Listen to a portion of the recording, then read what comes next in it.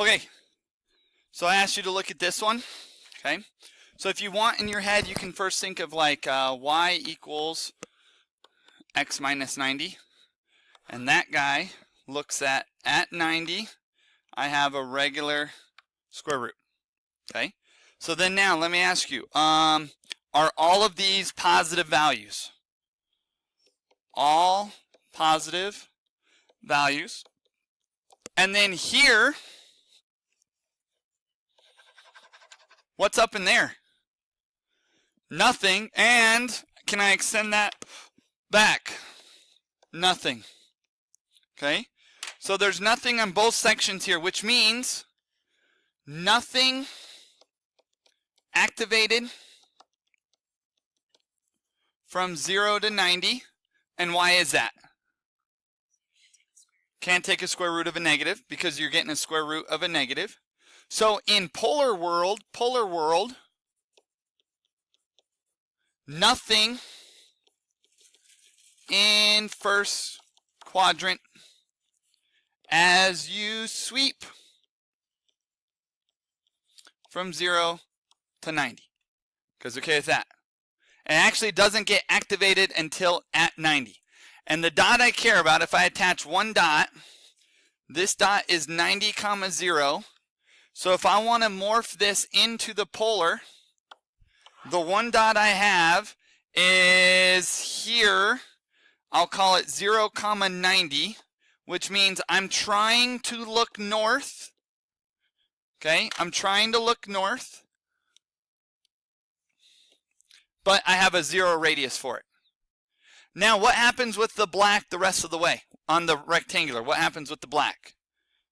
It gets what? Bigger, bigger, bigger, bigger, bigger, bigger, bigger, bigger, bigger. I just drew you the chains.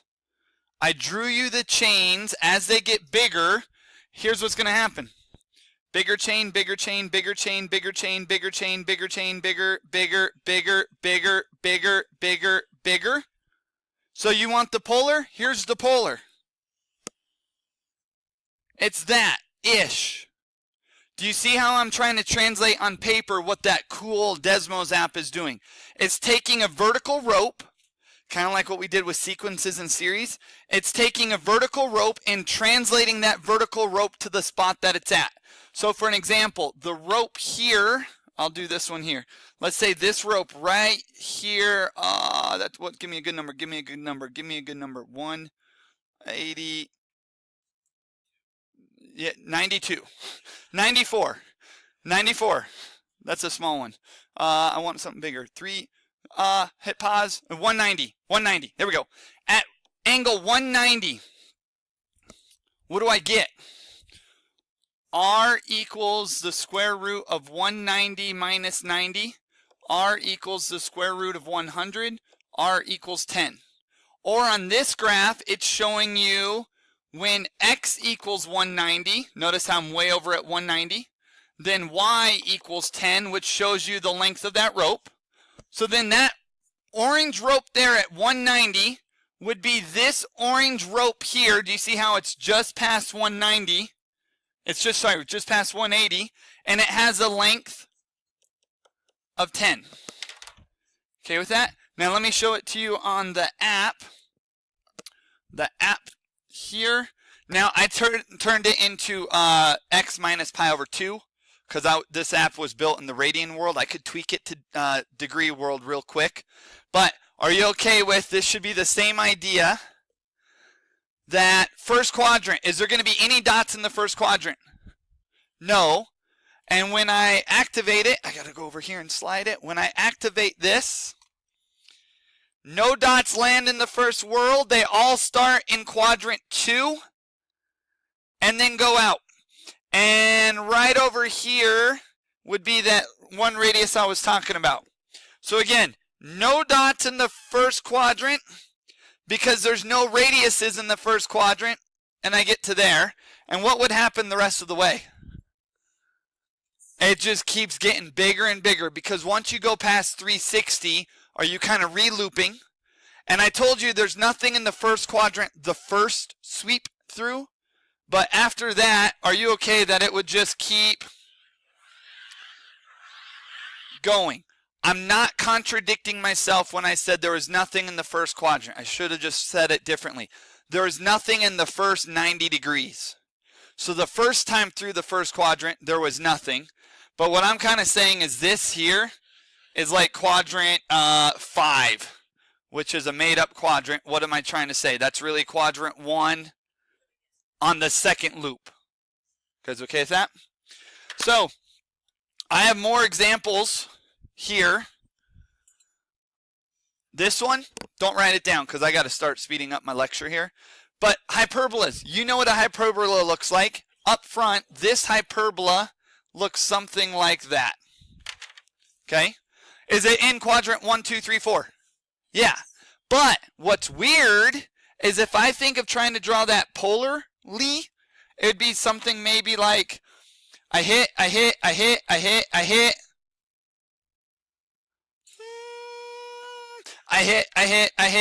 Do you guys see how there's like this empty space in that hyperbola when you think polarly? You're looking at angle 0, I see stuff, I go up, I see stuff, I go up, but then there's this weird part during the daytime where you're looking kind of from northeast to northwest, and is there anything there? No. Look how that solves. I did the translation into polar in green. Blah, blah, blah, blah. Take your time at home and look at this. But what I care about is there another square root? And what can you never have in square roots? Negatives. So then now I'm setting the inside of the square root equal to 0, so I know the breaking point where it goes between positive and negative. When I solve this, I get when does tangent equal plus or minus 1? And that's at the 45s. So when that's at the 45s, that's the breaking point, or they're like your oblique asymptotes, to where you get the hyperbola and you don't get the hyperbola. The brown stuff is where the square root is positive and I activate something. The blue stuff is where the square root is negative and there is no radius out of the polar, which shows you that if I draw it, there's the hyperbola, and in the blue sections the square root's negative, so the polar doesn't get activated. So when you think of my little Mario Chomper, maybe it's like a Mario Chomper and a Jack-in-the-Box. It's in the Jack-in-the-Box. It's in the box when the radius is negative and it can't pop out. So between 45 and 135 it can't pop out because it's a square root of a negative, doesn't exist. But once it breaks out of that, boom, it starts chomping again. Okay? So I showed that here as well on the Desmos app. Notice it's blue positive radiuses, and then here is the void of the negative world where I can't get a radius out, so there's nothing there. Okay. Okay. Yeah, I think we're pretty good. On these patterns, these are the ones from the warm-up. If you're starting to notice something, they all make these circles that aren't centered at the origin. They are attached to the origin. This goes back to James's question.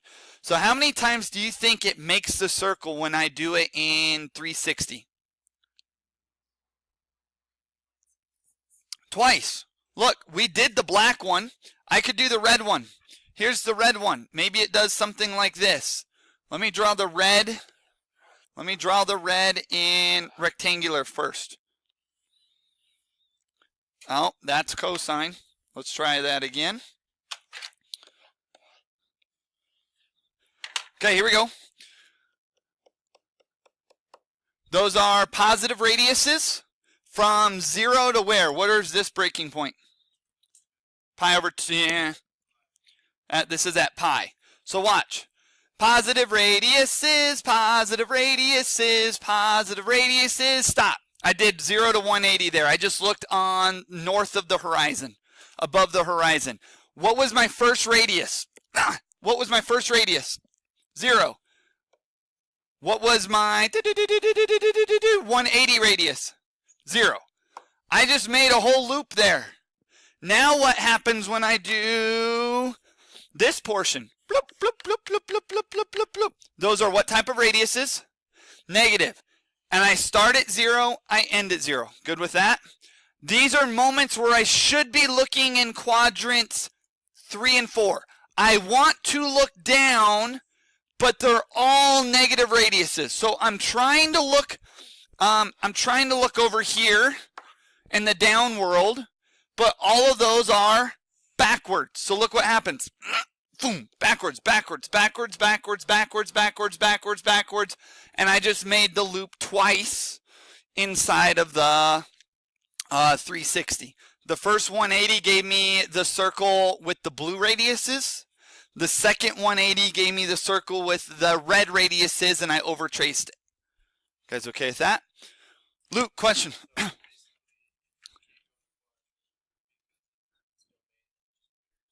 Correct. There's kind of two options. I have that here.